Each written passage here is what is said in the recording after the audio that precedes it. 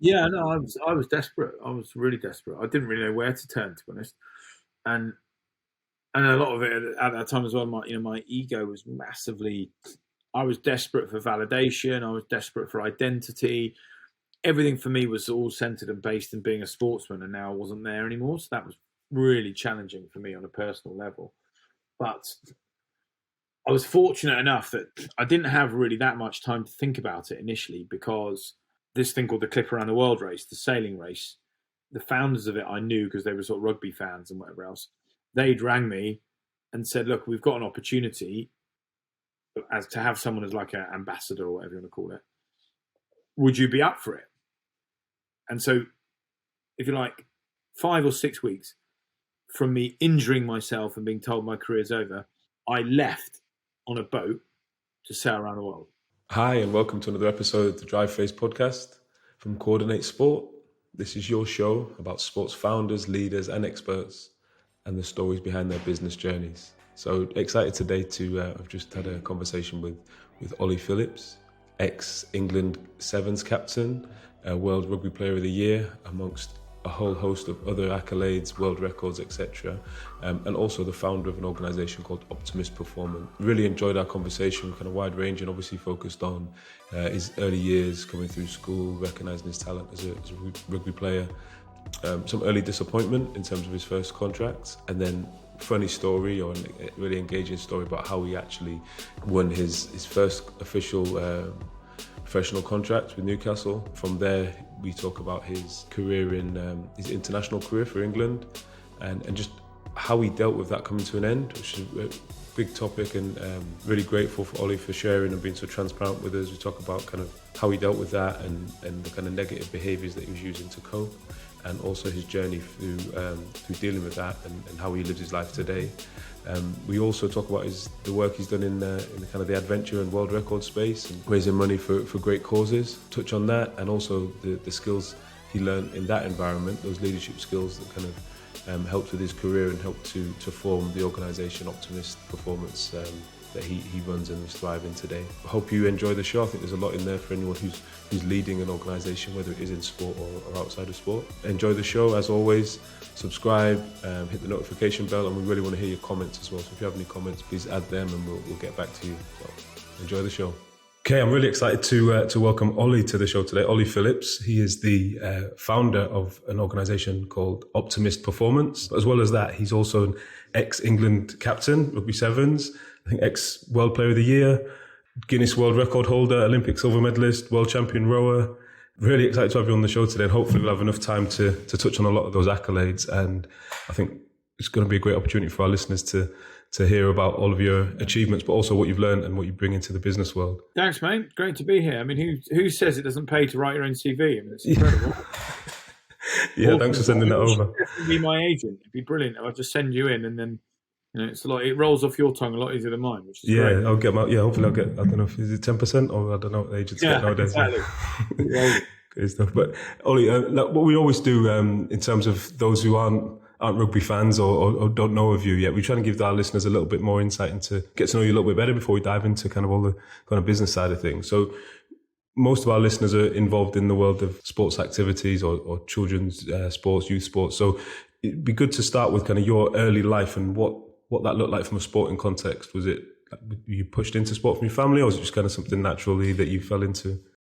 Yeah, I mean, it was quite natural, I think. I mean, the joking side of me would say I was a pretty boisterous kid, and the only way my parents could get me to stop me from sort of bashing my little brother up and stuff was like, let's send him down to the local mini rugby club where we were in Hove, Brighton way, and let someone else bash him up instead, right? So I think that was probably where it all started. But yeah, if I'm honest, I always and still have a huge passion for activity and sport as well, but just the general benefits of health and exercise, and then also I guess the intrinsic value that comes from team sports and being involved in opportunities, challenges that come through activity. I enjoy the physical side of things in terms of like that challenge and that opportunity to exercise a bit more, and that's where it's always been a sort of big passion point for me. Yeah, and you mentioned your younger brother there, or your brother, in terms of competition, I guess that theme kind of goes to a lot of our conversations, that sibling rivalry and kind of that was the initial competition point. Were you always a competitive youngster? I am a avid believer and an evangelist of competition. I think it really helps people get focused, cut their teeth, and whatever else. And between me and my brother, whether we were fighting over the TV controller or who's going to score the next goal out in the back garden or quick cricket or whatever it might have been that we were playing, there was always some sibling rivalry, which I think really just helped, right? It just helped me sort of focus. My brother was incredibly talented, actually more talented than I ever was, annoyingly so. He used to really frustrate me. So he used to like G me on if we play it or tag or whatever. His movement was brilliant. He'd always be able to get away from me. So maybe be like, right, I've just got to keep running. I'll keep running. And eventually, I'll wear him down. I was just like the war of attrition. You just set the seeds for all the hard work needed, to achieve. So yeah, I mean that was always, if you like, ever present within my relationship with my brother and me growing up, and I guess naturally that progression into then professional sport. Yeah, and what about school? I know you touched on that. Obviously, a big believer in competition. So school life, it might be different now in primary school, secondary school, in terms of how competition's treated across the schools. But generally, people who've gone on to really successful elite sport performance, they can always kind of point back to maybe one or two people or a lot more along the way that guided them in that journey. So is there anyone who kind of sticks out, whether it's in school, teachers or community coaches, whatever it be? Yeah, there's definitely certain people throughout my, if you like, adolescence that were pivotal in terms of, helping me, if you like. My mum being one of them, definitely. Just the fact that she, now reflecting on it, was the glorified taxi driver, just making sure that I was everywhere and anywhere to play all of these sports. And I just took it as read that I was playing squash, rugby, cricket, hockey, football, whatever it might be, and all these different competitions, athletics, water polo, just endless sport. And you just miraculously turn up there, and not to worry about it. Yeah. With clean kit and everything. Yeah. Cool. So you don't really think about that right now, but now reflecting on it, a huge driving force, in order to enable me to sort of progress, if you like. And then, as you say, once you get into school, in particular, when I was like, I don't know, 13, 14 onwards, like that's when I started to meet some pivotal, influential school teachers that really helped me. A guy called John Pope, when I was at Brighton College, my school, he was really, really helpful, instrumental in just allowing me to get a bit of focus, right? And keeping me a bit disciplined and all the rest of it. But yeah, it was a great experience. Yeah, now with the kind of transition into elite sport and playing first team rugby, essentially, where did that start? So obviously you're playing at school. Was it a case of got scouted and kind of the classic, scouted and then moved on to start getting to the youth setups, etc.? Was it Newcastle Falcons your first contract? Well, my first club was Harlequins, actually, because I'm down south originally. Usual setup was, back in my day, was you play you play for your school or your club, then you got nominated and put forward for your county. You played in the sort of county circuit in my area, which is the southeast. I was Sussex County, so we play Surrey or Middlesex, Eastern counties or whatever, and then you would get nominated by your county then, or there was a couple of like scouts or judges or whatever at certain games that would then nominate players to go to divisional. So then you'd go Southeast England, Southwest England, Northeast, North and West, Northwest and Northeast. Sorry. From there, you would get picked for North and South, and then you get picked for England. Yeah, then it was either England under 16 or England under 18s. That was sort of, that was when, I guess, I don't know, proper focus and real competition and validation started to come in, where you're like, wow, okay, this could actually happen, kind of thing. Yeah. When was that? Was that the 16s for you or 18s? When you 16s. Well, when I was 15, 14, 15, county started, and you knew that England and divisional or whatever else was on the horizon. So that was when it started. And from that, whether you were playing in the divisional, North and South, or whether you were playing England under 16s, that's when the clubs would start sniffing. They start sniffing at under 16. They start sniffing a lot earlier now. they've got all their academies all set up now, and a lot of these kids are in there from pathway stuff of like 10, 11 years of age. For me, was the sort of trajectory that I went through. And how did that affect you in school? I guess if you, let's say 15, 16, coming into England setup, etc., it kind of feels like, there's a professional career here potentially for me. How did that affect you at the time? So academic wise, were you still focused on your schooling and kind of where that would take you, or were you a bit distracted? Yeah, 15, 16, yes, definitely. 100%. It almost, if you like, it gave me a lot of validation and a lot of focus and a bit of cutting edge. So my GCSEs, I surpassed my own expectations. I got sort of like 2 A stars, 8 A's, and I think, right. Absolutely blitzed it. But what it did do after that was then make me think I was a legend and, full of my own ego. And as I was sort of like good at academic, good at sport, I was doing like CCF. I was playing rugby for England. I was playing hockey for Southeast England. I was playing county cricket. I was playing water polo for England. I was voted as like cadet of the country. So all these like physical activities where I was getting validation. Also at the same time, women started coming in my life. When you got a face that only your mother can love, suddenly sport becomes a good sort of conduit, right? A good sort of like, well, I might look like I've been beaten by, dragged through a hedge backwards, but I play rugby for England or whatever else like that, right? So it gave you a bit of confidence, and so I'd say 17, 18, it became a distraction, and my A levels I didn't do as anyway. Having done what I did in my GCSEs, everyone's like, right, okay, well he's got to go and get whatever straight A's or 2 A's and a B or whatever it was, and I didn't do anywhere near as well as I should have done, and it was an enormous distraction, a welcome distraction. I loved it. It was brilliant. Is that something you regret now, kind of thing, or is it more like just I guess it's not rite of passage, but a learning moment as you're growing up, or something? You think? Not now. You know what?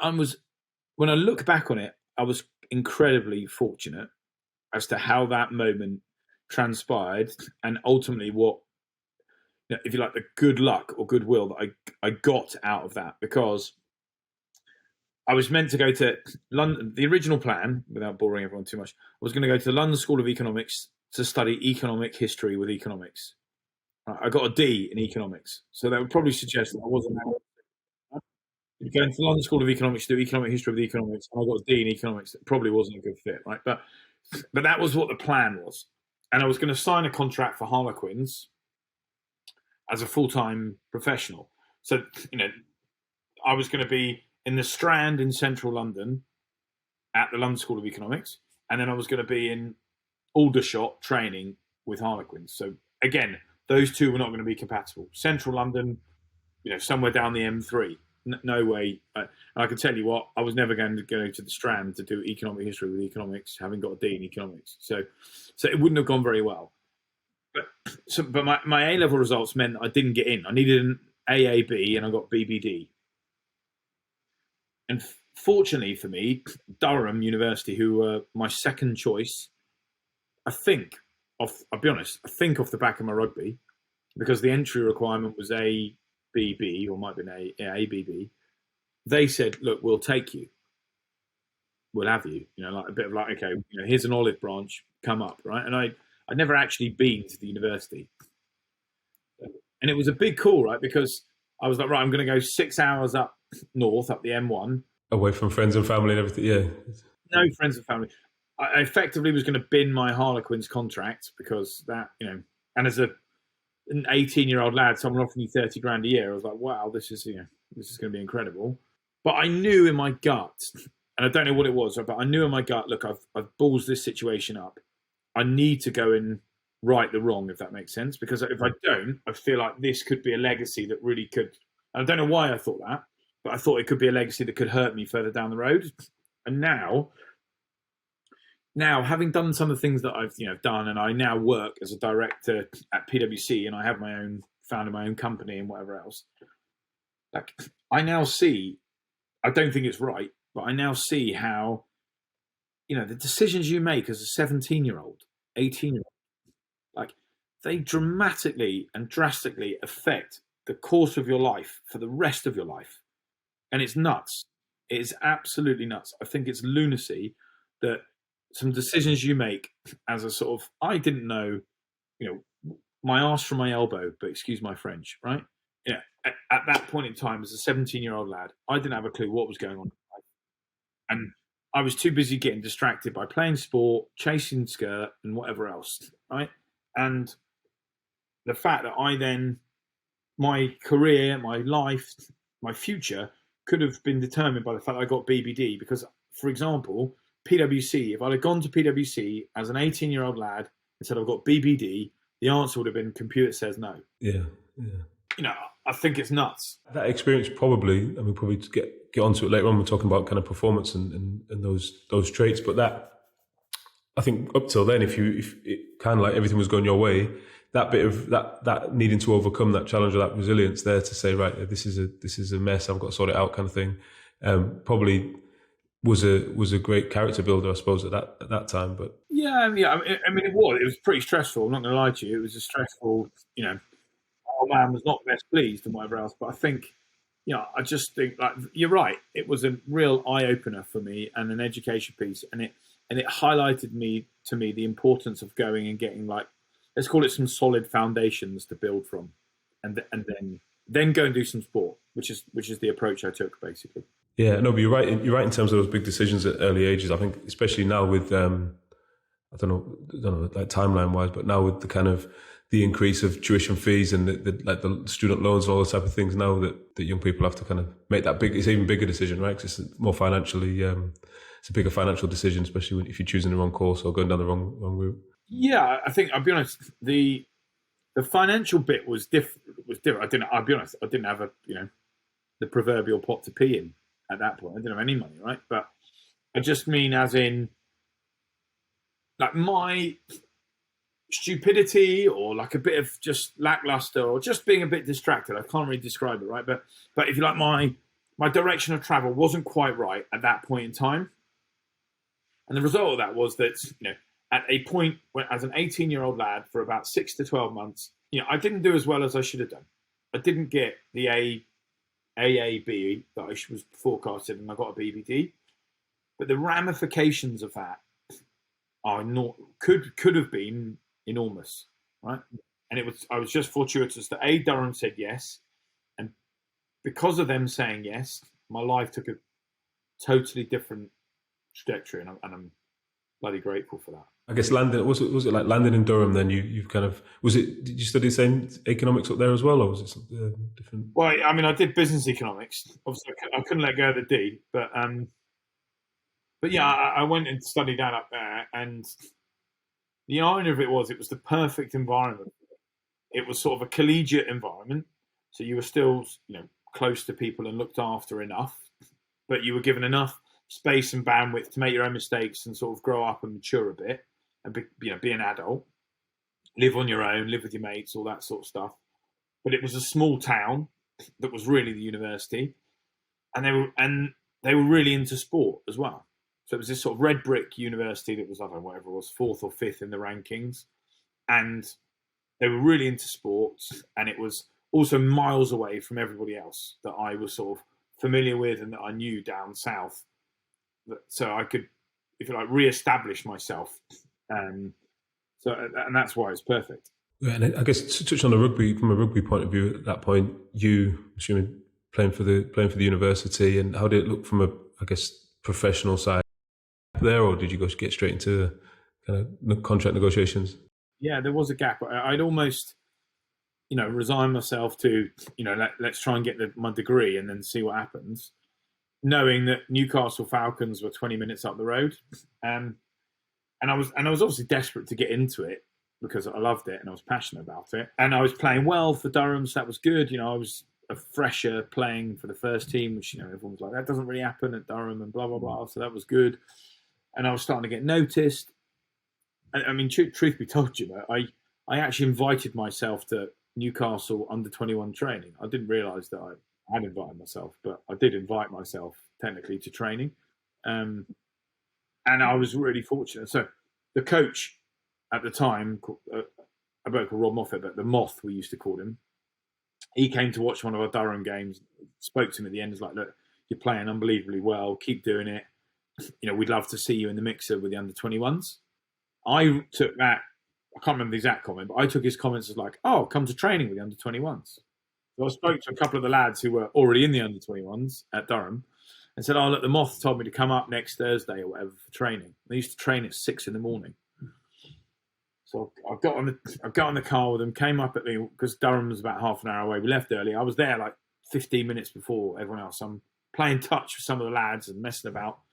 And the Moth turns up on the side of the field and he's like, Ollie, he's a Kiwi bloke. He's like, what are you doing, mate? What are you doing here? And I was like, oh, you told me to come down and I've turned up for training. And he was like, no, I didn't. I was like, oh, this is awkward. And he said, well, look, you might as well here. You've come all the way up. You might as well train. But look, I'll get in touch with you and, we'll sort something out, but, not yet. And in that training session, 2 lads got injured on the wing. As they didn't have any wingers for the weekend. So Moth said, look, actually, we've lost these 2 lads. We've got 3 games left of this season. Can you play on the wing? I was a centre, so can you play on the wing? Like, I don't care. I'll play front row. Just put me on. I'll play. Anyway, I played, and it was against London Irish, and I scored a hat trick. So then Moth was like, well, I can't get rid of you. You have to turn up for training and play next week. So I got picked and played the next game, which it was against Quins, and I scored a hat trick again. Right, and so then the final game was at Kingston Park, like the first team pitch. So by this point, I'd scored 6 tries in 2 games. I've never done that all my career, never. We have this final game against Sale at Newcastle, and it's played at Kingston Park, the under-21s. And the head coach for the first team at that point was Rob Andrew, the ex-fly half. Yeah, they had a really good team at that time, didn't they? I guess. Yeah, they had like Johnny Wilkinson and Jamie Noon and Epi Tione and all this lot. Anyway, he was watching our 21s game against Sale, and I scored a hat trick in that. So the last 3 games, I never did it since. I've never done it ever since, right? But the last 3 games of the under-21 season, I played 3 games and scored 3 hat tricks.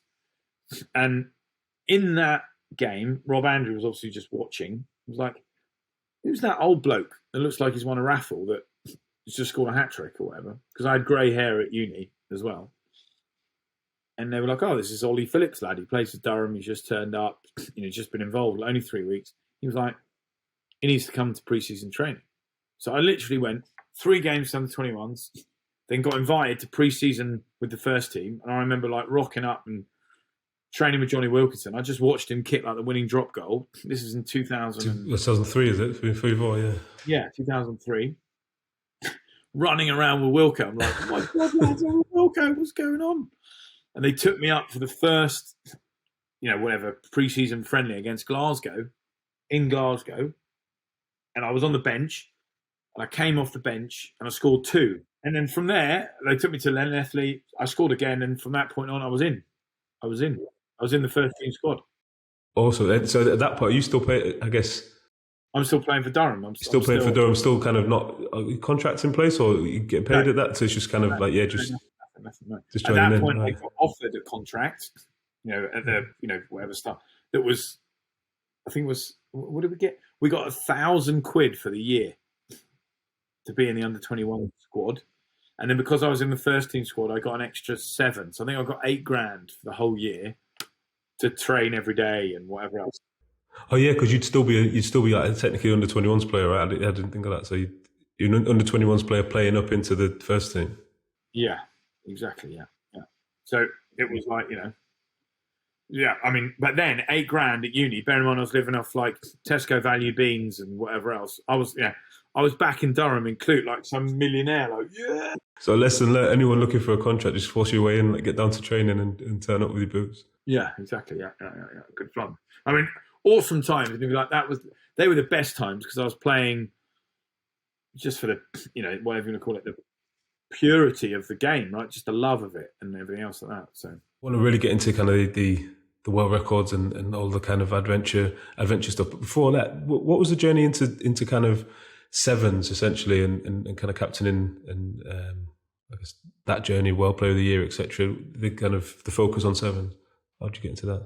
If you like, my rise was fast. 3 games with the 21s. Then I was straight in the first team, given a little bit of a contract. I then I then got sent down to, as like I was 19, 20, I don't remember, and I got selected to go to like England training camp off the first, I think it was like 4 months of the season, the first team. And I hadn't really played that much. I played some second team, I played a little bit of first team, but they send like a few players, the clubs send a couple of players that they think England should look at, and then England pick who they want, right? And back in then, those days, everyone used to train together. So you all used to turn up to England camp, and there'd be like, Richard Hill, Lawrence Dallaglio. I was like, you can imagine, I was like a pig in poo. And they were like, okay, like Lawrence, you're going over there, you're playing the autumn internationals, blah, blah, blah. You're going over there to play England A and England Saxons. And Ollie, you're going over there, you're going to be in the Sevens squad. All right, great, whatever. And that's how it played out. So within 6 months of me being in the first team squad, I got picked to go with England to Dubai. And I was like, Ben Gollings and Henry Paul, Pete Richards, all these like awesome players. I was like, Pat Sanderson. I was like, wow, Ugo Monye. And we won it. We won Dubai. And it was the first time England won Dubai. And I was like, wow. I mean, I remember my first game, I used to joke with my head coach at the time, Mike Friday.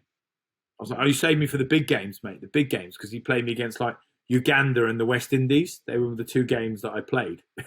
But I got some winners' medal at the end of it. Still get the medal, yeah, exactly. Exactly, yeah.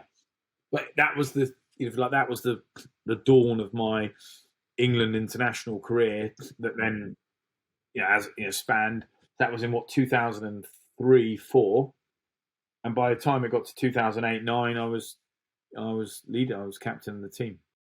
And I don't want to kind of skip over the professional rugby career. So it's like 12, 15, I don't know how many years, but 14-year career. 12 years, yeah. And then I guess when that's going to come to a close, is it that you're kind of looking for the next chapter or the next big challenge, given that you've been kind of performing at such a high level? What's the transition like at that point? Or had you already planned for it? I think I ended up retiring as a 29, 30-year-old lad. Got an injury, thought it was innocuous. Everyone told me that it wasn't.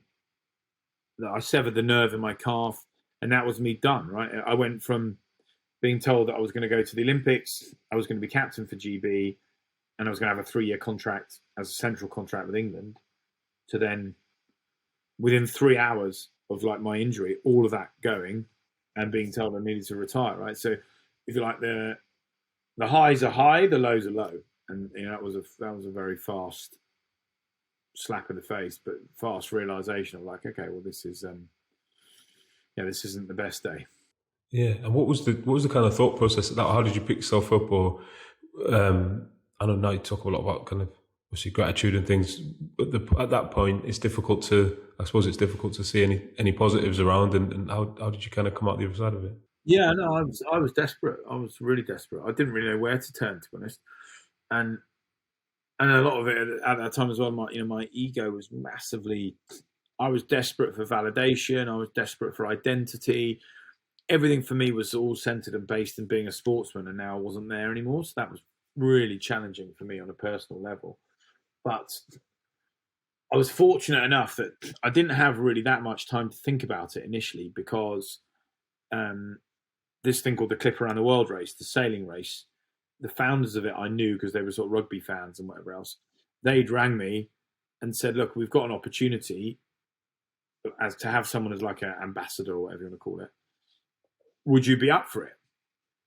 And so, if you like, it was 5 weeks or 6 weeks, 5 or 6 weeks from me injuring myself and being told my career's over. I left on a boat to sail around the world. And I was gone for a year. And I had, if you like, at that point, I hadn't really accepted the fact that it was all over.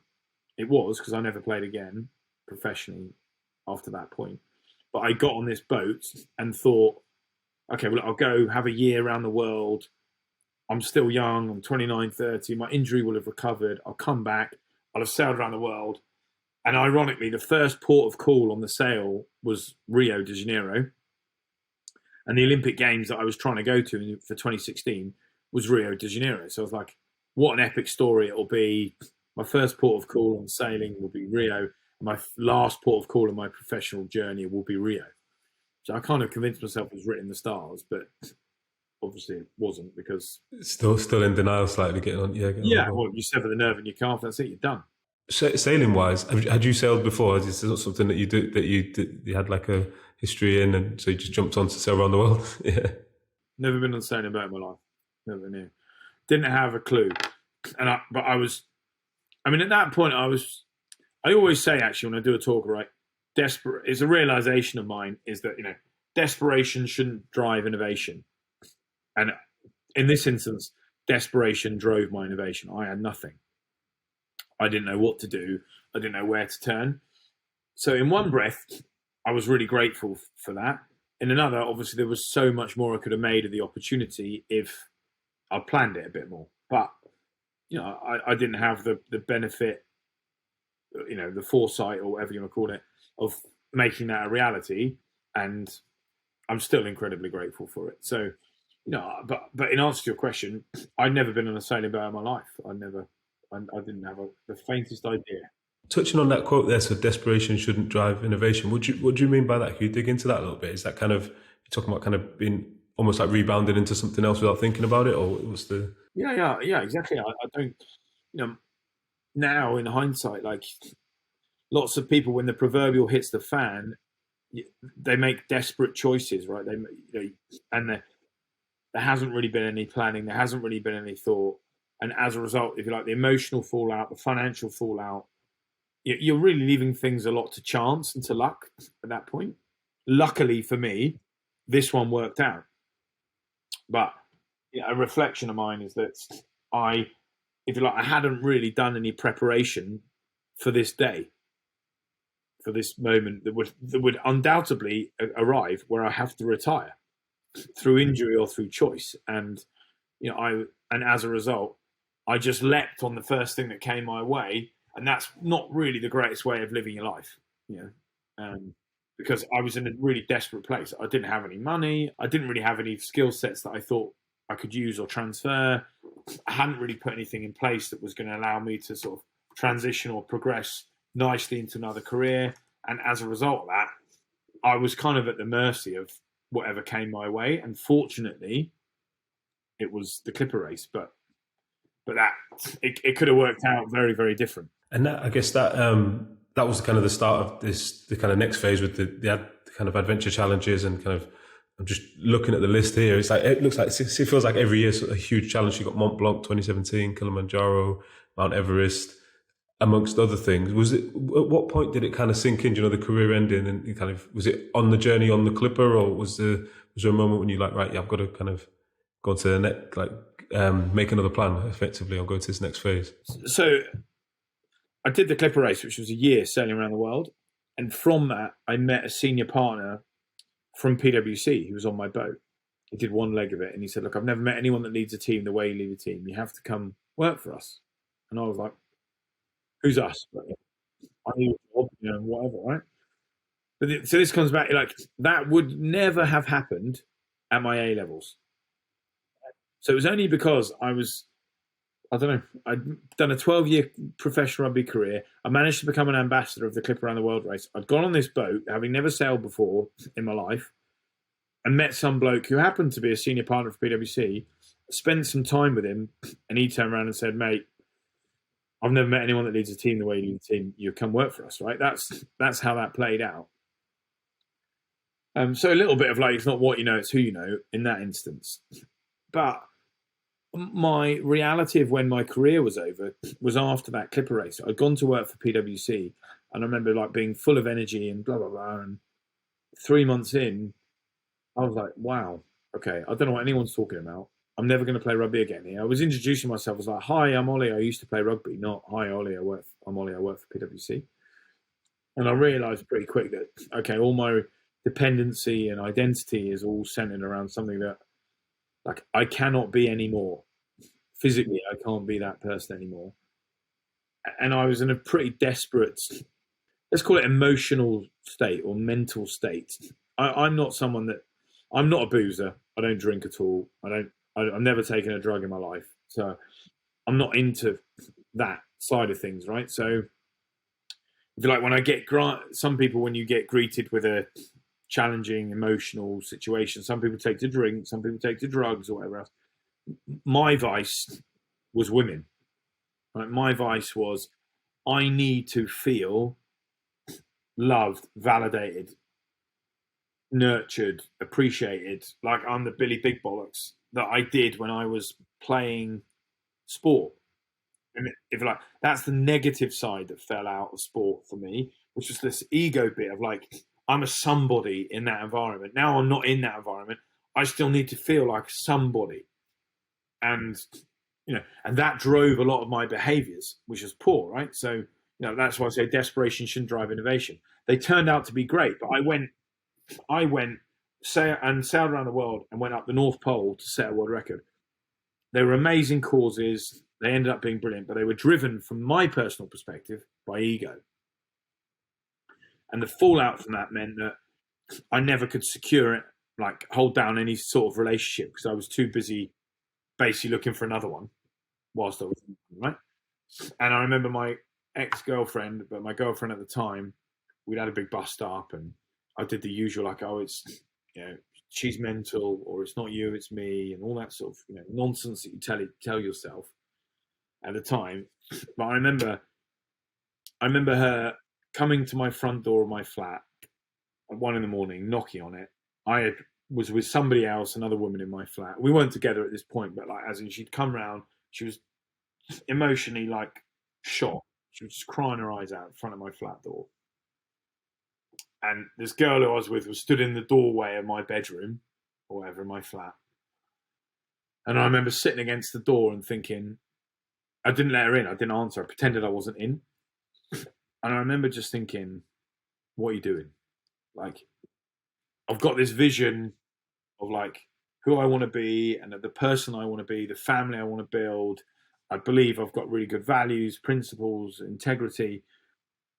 And I'm just contradicting everything that I want to be. I'm not anything that I want to be. And so really I'm lying to myself.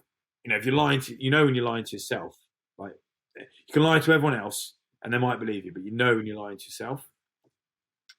And I rang up our players union at that point. It was like, I don't know, 2.5 years after probably I finished, maybe 2 years after I finished. And I just said, look, I don't know what's going on, but I know there's something wrong.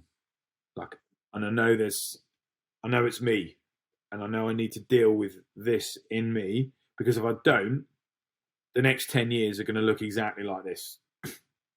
Someone crying at my door, me lying to myself, me not being an honest and decent person, acting with integrity, all the things that I want to be.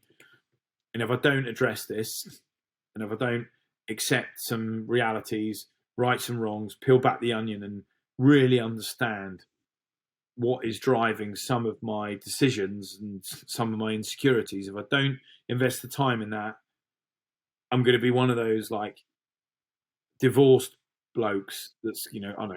It's going to be 15 years down the line. Yeah, you've been doing the same cycle. 3 kids, and it's all a disaster, and it's all a train crash, right? And I don't want that, because that's what I had as a kid. Like, that was my experience as a kid. So, that was why I sort of drove that. That's a big moment there to be able to kind of, I don't know, realize you kind of not living up to the values, like in that time to actually realize there was an issue and take action on it.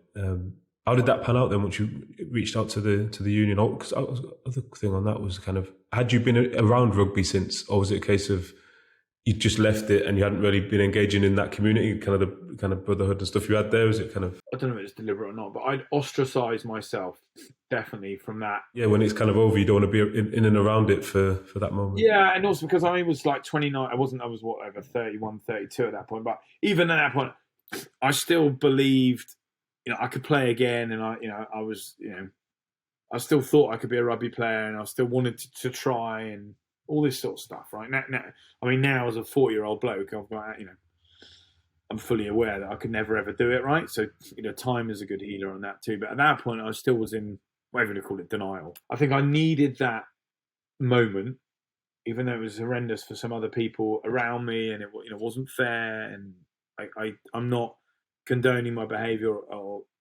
saying anything that I did was right. I fully appreciate that I was the arsehole, but I needed that moment to happen so that I could reflect on myself and ask myself some challenging questions. And from that point, the RPA sent me to a place called Cognacity, which is like basic therapy, counselor, whatever.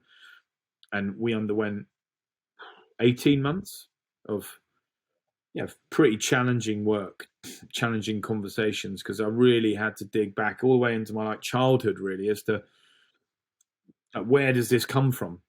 Where does this, if you like, there were some gaps in my childhood that I needed filling, right, in terms of validation, love, attention, affection, all the rest of it that I didn't have. My mum was incredible, right? But there was, my dad was a bit problematical with my old man. And as a result, rugby became the crutch, the conduit, if you like, that I got that validation, even as like a 13, 14-year-old kid. I was the best at sports in school. I was getting the Victor Ladorum. I was the captain of rugby. I was getting picked to captain for Sussex. I was the best. So teachers, whatever, parents, Ollie's amazing, Ollie's brilliant, right?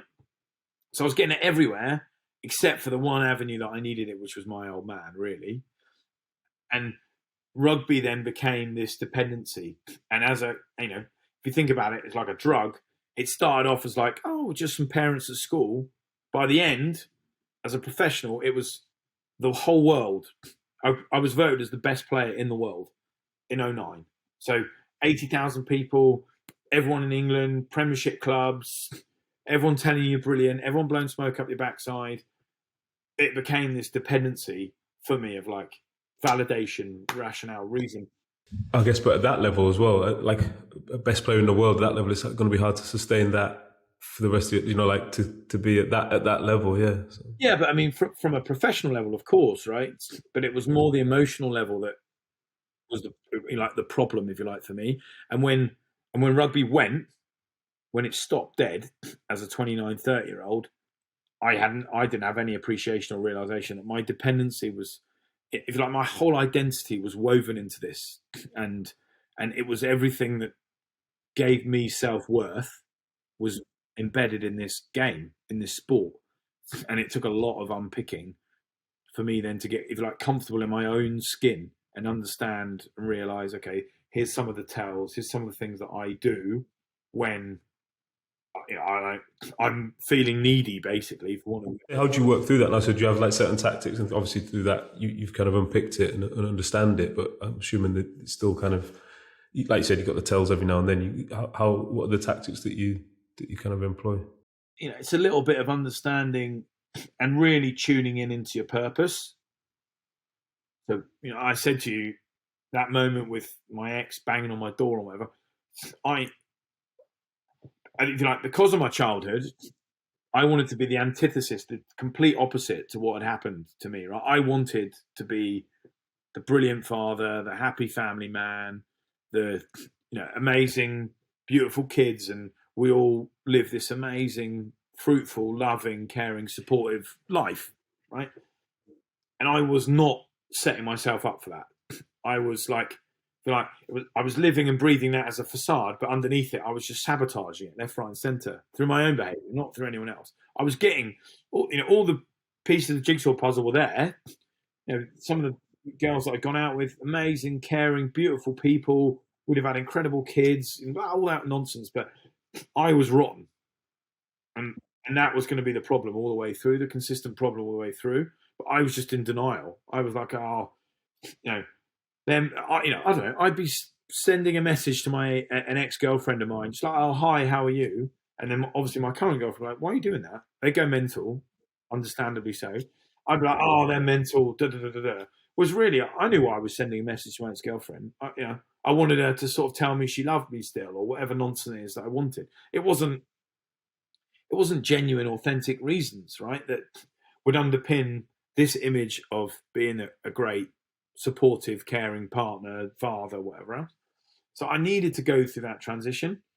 And to your question, like, how do you stay on track, or whatever else? I have loads of wobbles, right? Loads, like, where I get worried and you get a bit more, but if you like, you get more cognizant of how stuff happens and when it happens, and if you like, you get to identify, like, really, you get to have the honest talk with yourself, like, that's not, like, Ollie, is this really in tune with like what's important? And is this still really important? And you have to revisit all the time, like, is the image, is the Holy Grail, if you want to call it that, still really, really important? And for me, it is. So that keeps me in tune, keeps me in track, and keeps me sort of focused, for want of a better description, on my own behaviours, because there are loads of cheap thrills, shiny pennies all in the world that could be massive distractions, but that's what they are: cheap thrills, distractions, shiny pennies.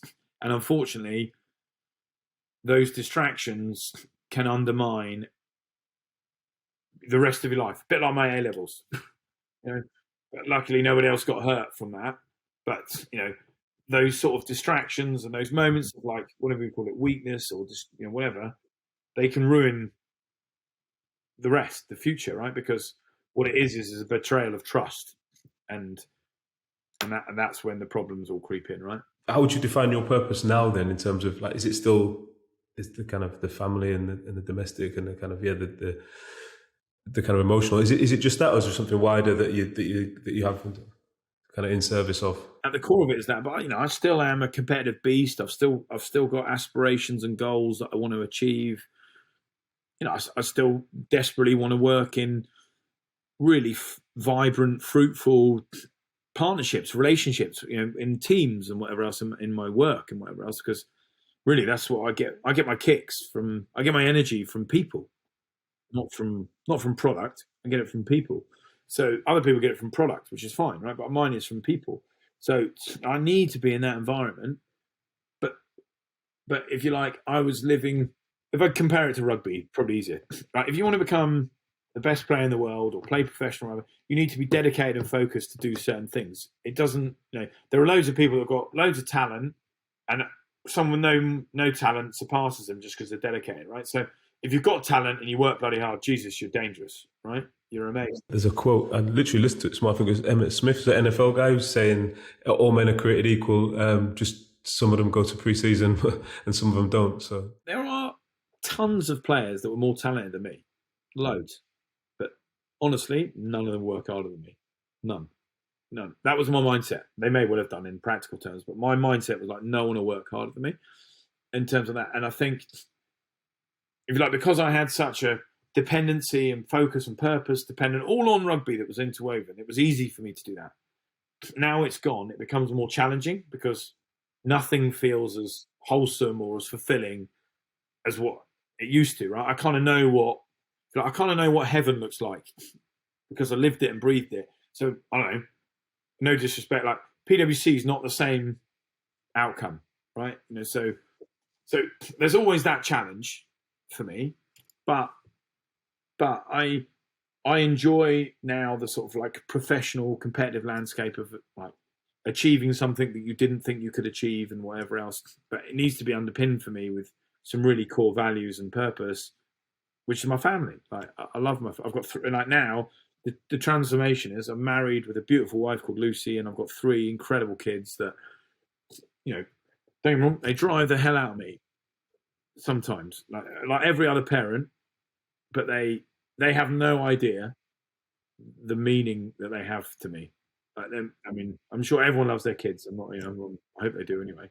But but for me, it means even more than that to me, because it's sort of kind of this sort of like crowning purpose and fulfillment and whatever else that really at my early 30s probably was never going to materialize in the way that I needed it to, and thankfully this intervention happened, and now it does.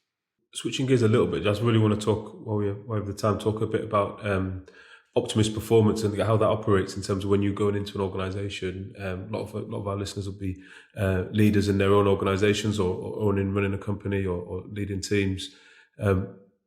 When you first engage, I mean, it'd be good to hear a bit about the business, but also that practice of when you first engage. Is it like trying to let's really dig down and find a purpose and then build from there, or what's the how does it tend to work? It's different strokes for different folks, right? So, and every situation and scenario is different. What I founded the business on 8-9 years ago was basically, my analogy is, look, all the greatest stories in my life to date I've been with somebody else. So I never turn up and go, James, let me tell you this story about when I was on my own. I never do that ever in my life. I always say, like, let me tell you, James, remember this? Let me tell you this story. And we're together and we did this podcast and like I poured my life story out to you and it was all a bit nuts and whatever else, right? You know, like it's all those things. Well, do you remember this time when we went skinny dipping or whatever it was, right? There's always a shared experience, always. For me, right? Not always for everyone else, but you know, for me, that's what it is. And when I think about rugby, if I think about Everest, I think about the sailing, if I think about PwC, if I think about whatever, all of the great successes and the best experiences were fueled by people, by teams around me, right? It was like, oh my God, how are we going to beat the All Blacks? Oh my God, we've done it. We've come up with a plan and we've done it. Or, oh my God, how are we going to get to the top of Everest? We've all come up with a plan. We've had loads of little bumps along the way, but look, we've done it. Like, wow, sense of achievement. And so I founded Optimist Performance because of what we wanted to do. I wanted to create situations and scenarios that stress test behavior. So you go into every organization. What are your values? Oh, we're honest, we're trustworthy, we're whatever. I can't remember. Good communicators, whatever it is, right? And then like, okay, well, what does that look like? How do I know when James is being trustworthy? Like, does everyone else in here know what James does? Equally, Ollie, it means something totally different, right? So how do let me put you, let's do some theory, let's do some talking, but then let's put you into a situation and scenario that's got loads of different pressures, whether that's time, financial, numerical, whatever it is, right? And let's see what you do. Let's see what you do. Let's see how you interact. Let's see how you behave. And then let's reflect on it. Is that really good? Is that what you want? Okay, if it isn't, how could we make it better? If I put you in this situation again, what would you do differently? How do we make you more cognizant of it? How do we support you to make sure that everybody else knows and all this sort of stuff, right? So that's basically it in its simplistic form, is we create situations and scenarios to stress test behavior. And then we repeat it and we repeat it because that's how you get progress. And then we keep challenging you and we keep supporting you around, okay, this is how we get better. And you know, at the end of it, the aim is, look, we've come in and as a team, this is how you operated. And that was pretty good. Or maybe not, I don't know, but that was pretty good. But now we've worked with you for 12, 18, 6 months, whatever. And now we're great. And that's that shared experience as well. So they say is kind of builds the bonds between people, right? If they're going through challenges together and experience things. But lots of people think, right, that this stuff just you can do like a good away day, and then we're all brilliant. We've had a great time, and we're all going to get on better. Yeah, you will. Like you will have moved somewhere because you'll have had a shared experience. You will, right? But the best analogy I can give you is like when I was a kid growing up, I used to watch Pumping Iron all the time. Arnold Schwarzenegger, right? If I walked into a gym for one day and lifted a load of weights, whether it's for 1 minute, 1 hour, or for the entire day, I don't walk out looking like Arnold Schwarzenegger. Right? I need to go into the gym every day for 10 years, maybe longer, right? And even then, I might not walk out looking like Arnold Schwarzenegger. But I need to do it every day. I need to repeat it. I need to be dedicated and focused on it. And it's the same for behavioral change. Like, you can't just decide, today I'm going to be trustworthy, but tomorrow I'll be different. You need to live and breathe it every single day. And you need to model it. You need to demonstrate it. And it's hard. It's really hard. Like going to the gym. Some days you can't be asked. Some days you've got no energy. Some days you regress. But you keep, as long as you keep doing it, you get better and whatever. And it's the same for behavioral change. And that's how we sort of operate with Optimist Performance. Is like, we want to work with you for a sustained period of time. We want to create situations and scenarios that allow you to touch and feel the outcomes and the behaviors that you want to elicit as an individual and as a team. And then we're going to hold you to account. We're going to keep taking you forward. And that's what we do.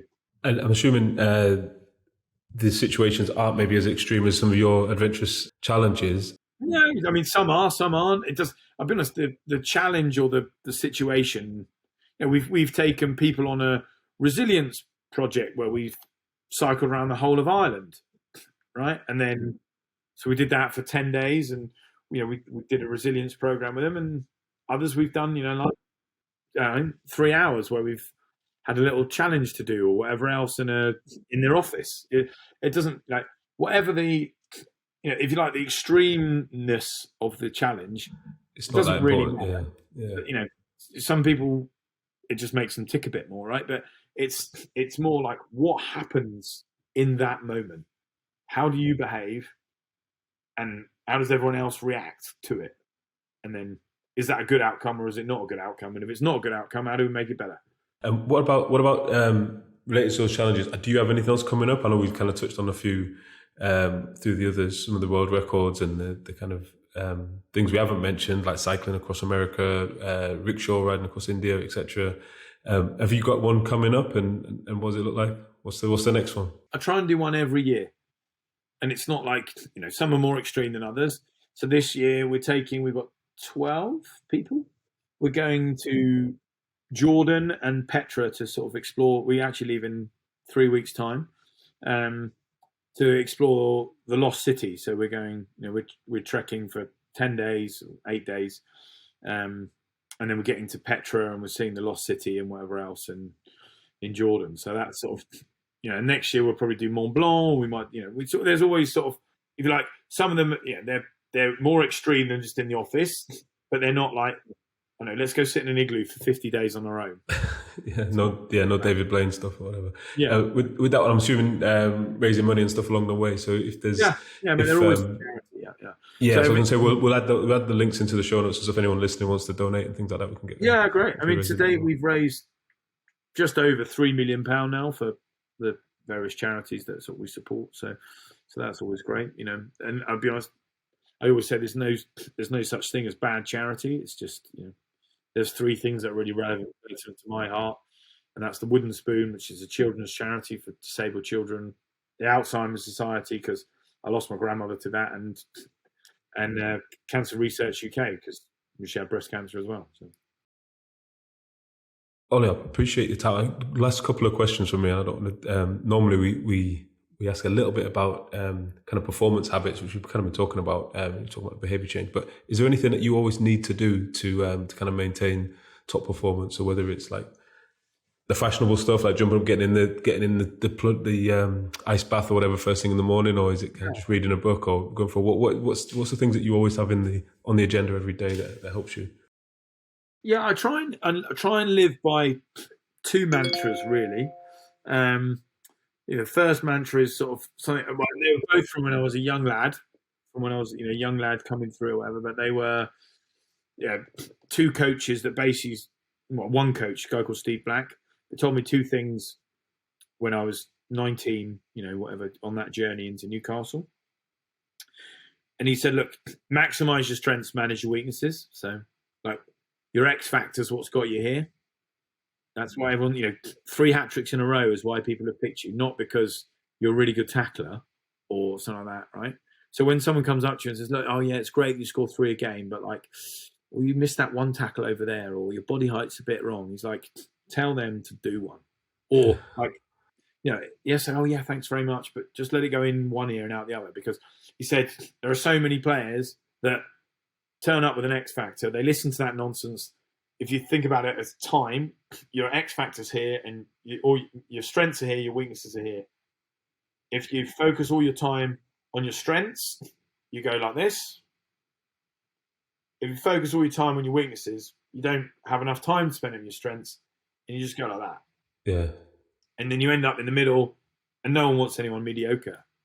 So, and I saw loads of players lose their jobs because they're like, turn up, they'd be amazing and agile and mobile around the park. And some stupid coach would say, like, oh, that's brilliant, but like, you're too lightweight. You need to put some more timber on. So they'd spend like a year eating 17 cows a day, lifting weights and whatever else. And at the end of the year, they get fired. And they're like, why am I getting sacked? Like, oh, you put weight on, but like, you're not very mobile anymore. You don't get around the park. You don't turn any ball over. And they're like, you told me to put loads of weight on. Yeah. It's lunacy, right? So maximize your strengths, manage your weaknesses. And then the other one is a bit of a mouthful, but it's kind of carpe diem. But he just said to me, look, the opportunity of a lifetime only exists within the lifetime of the opportunity. So, for me, like, I got injured at 29. It could have gone on until I was 35. Equally, I could have got injured in the next day. He was like, look, kind of, you're here for a good time, not for a long time. So enjoy it, relish every moment of it, thrive in it, because the opportunity of a lifetime only exists within the lifetime of the opportunity. So if it's there, take it. Don't wait till tomorrow. I mean, he's got loads of great quotes. The other one he used to say is, look, yesterday's history, tomorrow's a mystery, today's the present. That's why they call it a gift. Nice. And it just used to sort of, that always has stayed with me. Like, okay, well, how can I live in this moment? Like, this might not be here tomorrow, so I need to relish this now. No, I love that, Ollie. Thank you so much for being so transparent with us and spending time. All of those, anything we discussed, the links and everything will be in the show notes. But yeah, just want to say a big thank you from us, and looking forward to hearing about the trip to Jordan, and hopefully it all goes successfully. Top man, cheers, James, mate. Thanks very much, and thanks everyone for listening. I hope we haven't put you to sleep.